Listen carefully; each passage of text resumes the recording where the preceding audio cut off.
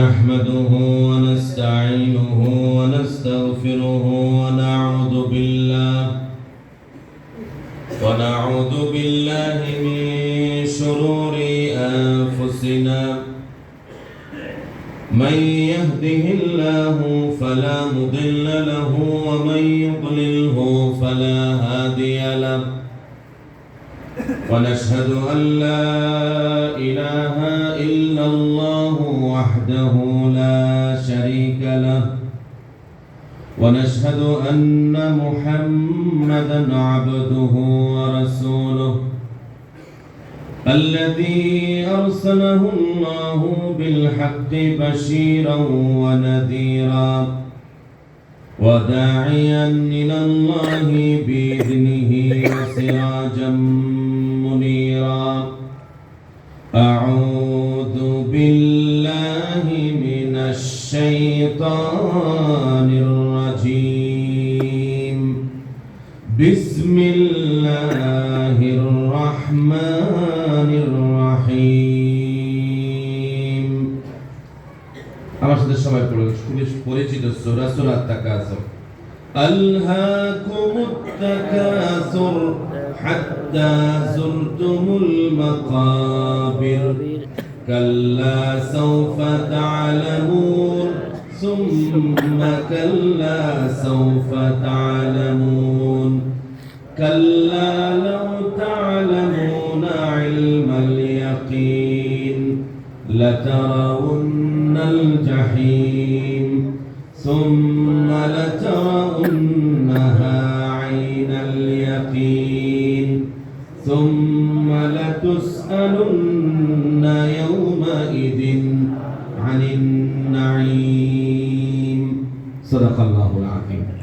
আমরা সবাই দরুদ ইব্রাহিম পড়ি আল্লাহুম্মা সাল্লি আলা মুহাম্মাদ ওয়া আলা আলি মুহাম্মাদ কামা সাল্লাইতা আলা ইব্রাহিম ওয়া আলা আলি ইব্রাহিম ইন্নাকা হামিদুম মাজিদ। আল্লাহুম্মা বারিক আলা মুহাম্মাদ ওয়া আলা আলি মুহাম্মাদ كما باركت على إبراهيم وعلى آل إبراهيم إنك حميد مجيد। উপস্থিত মুগদা তাফসীর মাহফিল বাস্তবায়ন কমিটির সার্বিক ব্যবস্থাপনায়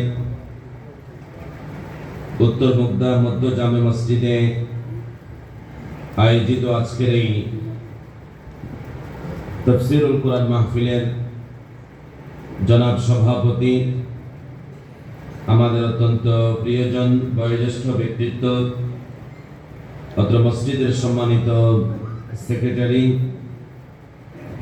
জনাব মোহাম্মদ আব্দুল মজিদ বারাকাল্লাহু ফি হায়াতিহি, আল্লাহ রাব্বুল আলামিন তাকে পরিপূর্ণ সুস্থতা দান করুন। আমিন।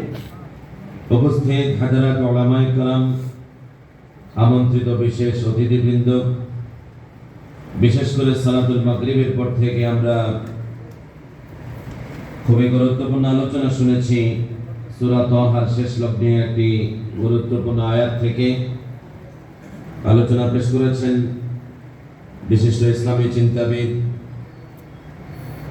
সম্মানিত আলেমে দ্বীন, সদর লক্ষ্মীপুর থেকে আগত হাফেজ মাওলানা সৈয়দ মাহমুদুল হাসান বারাকাল্লাহু ফি হায়াতিহি ওয়া ইলমি।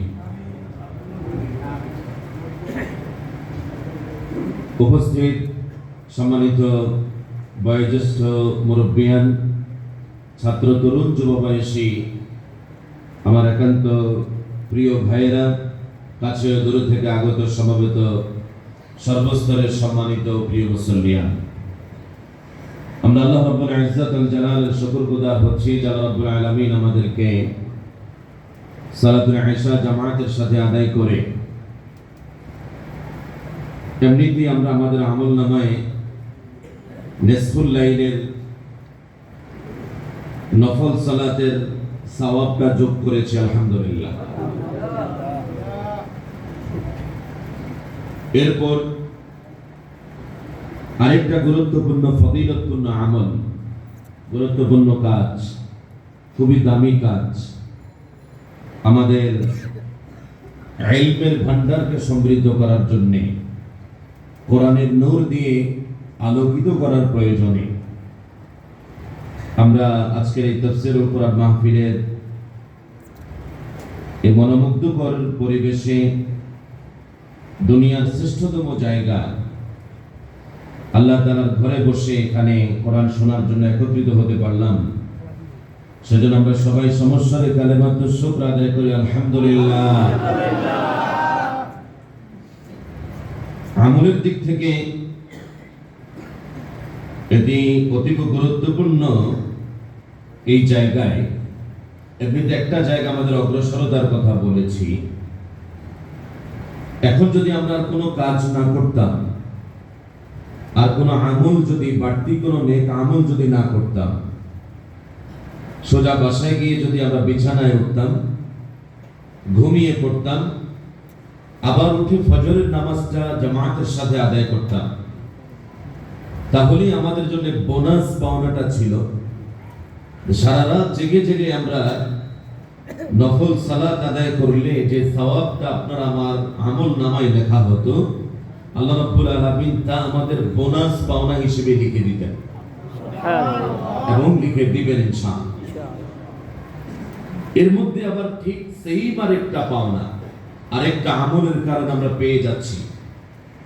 আব্দুল্লাহ ইবনে আব্বাস রাদিয়াল্লাহু তাআলা আনহুমার বর্ণনা, রাসূলুল্লাহ সাল্লাল্লাহু আলাইহি ওয়াসাল্লাম ইরশাদ করছেন,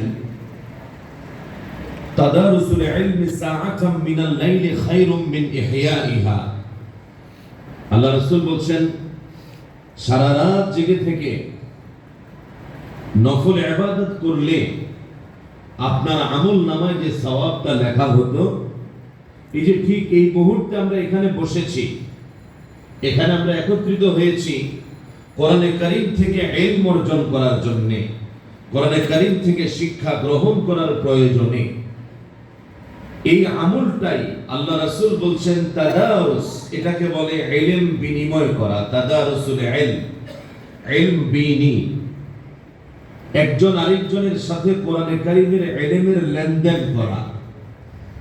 এই কাজটা সাআতান, এর সর্বোচ্চ মেয়াদ 1 ঘন্টা, সাআ 1 ঘন্টা, কিন্তু হতে পারে এটা 1 লমহা, 1 মুহূর্ত। সাআ একটা মুহূর্ত, এটা ঘন্টার কম সময়, বেশি তো হতেই পারে, অবকাশ আছে। একটা মুহূর্ত সময় যদি কেউ ইলম বিনি করে, কোরআনে কারীমের ইলমটা নিজেদের মধ্যে আদান প্রদান করে, আল্লাহ রাসূল বলছেন আপনি সারা রাত জেগে থেকে তাহাজ্জুদ আদায় করলে, সারা রাত আপনি নফল ইবাদত করলে, আপনার আমল নামায় যে সওয়াবটা লেখা হতো তার চেয়ে অনেক বেশি উত্তম এই একটা মুহূর্ত, একটা ঘন্টা। সুবহানাল্লাহ। আব্দুল্লাহ ইবনে ওমর রাদিয়াল্লাহু তাআলা আনহুমা, এই মাইকম্যান কই, এটা একটু ঘুরাই দিতে হবে। আচ্ছা, আমি নিচ্ছি। চেয়ার আর এটার উচ্চতা অ্যাডজাস্ট হয়নি, এটা আমার নাকের সামনে ঢোকা। জি, না ওটার নাম